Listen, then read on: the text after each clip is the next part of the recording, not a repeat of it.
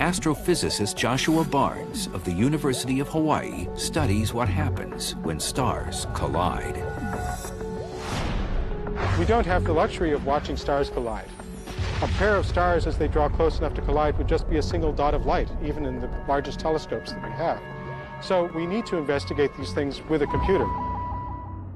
Using computer models, astrophysicists can take any two types of stars and find out what happens if they become involved in a stellar smash-up. The models pose hypothetical situations and then see what happens. And you could sort of imagine this is like studying collisions of cars, and you were taking them out and smashing them together in the parking lot, one after the other, to see what came out of them. Among the most explosive collisions modeled by astrophysicists is the clash of two orbiting neutron stars.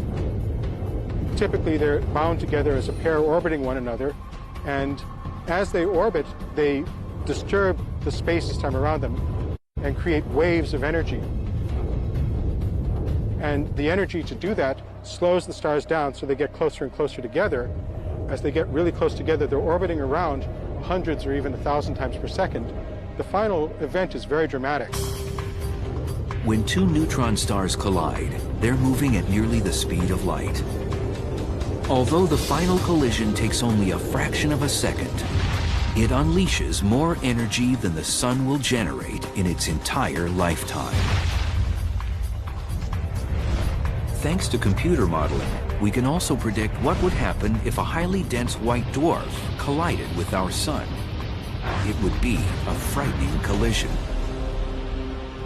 When it got close enough, the gravitational field of the white dwarf would start to distort the sun, so the sun would no longer remain a sphere. It would sort of turn into an egg shape as this thing came close. As the white dwarf plows into the sun at supersonic speed, its gravity would send an enormous shock wave throughout the star. And that would produce so much thermonuclear energy to essentially explode the sun. Amazingly, it would take only about an hour for the white dwarf to plow through the sun and annihilate it. If this scenario came to pass, life on Earth would be doomed. Fortunately, the chances of this happening are slim because the sun is in a very uncrowded part of the Milky Way galaxy. Individual stars are kind of jostling and weaving as they make their great circuit around the galactic center. So it's a complicated traffic situation, but because the space between the stars is so great, there's not much chance of a collision. If you were to wait out here on this beach until you saw the collision between the sun and another star, you would wait a long time. Even over its entire life, the sun has probably 1,000,000,001 chance of colliding with another star. But there are places within galaxies where the odds of a collision are much greater. Regions where hundreds of thousands or even millions of stars are crowded together by gravity into a globular cluster. Compared to the spiral arms of the Milky Way, a globular cluster is like a demolition derby. But within a globular cluster, stars are packed 1,000,000 times more densely than elsewhere in the Milky Way. In the Milky Way, everybody is pretty much going in the same direction. But in the globular cluster, there's no organized motion.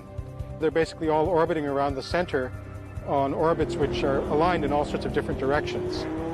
So some are going one way, some are going the opposite way. In these crowded, chaotic conditions, stars collide on average once every 10,000 years. Every star in a cluster was born at roughly the same time. So when astronomers look at an old cluster, they don't expect to see any young stars. But strangely, a globular cluster usually conceals some mysterious strangers. Large blue stars, far younger than the small dim stars surrounding them. These seemingly impossible stars are known as blue stragglers.